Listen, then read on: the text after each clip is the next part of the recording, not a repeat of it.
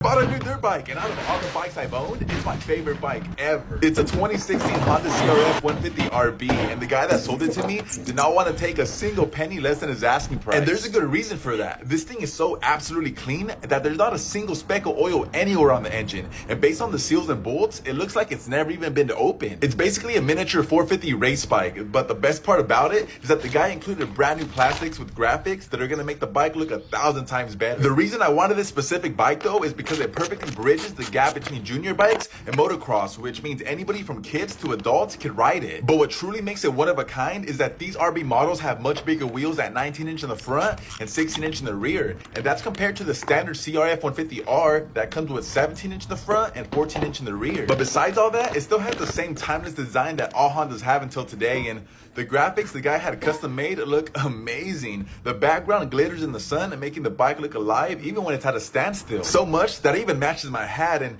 as I gear up to hit the slopes, I can't help but feel the rush of adrenaline and anticipation that comes with riding a CRF, so stay tuned for the adventures.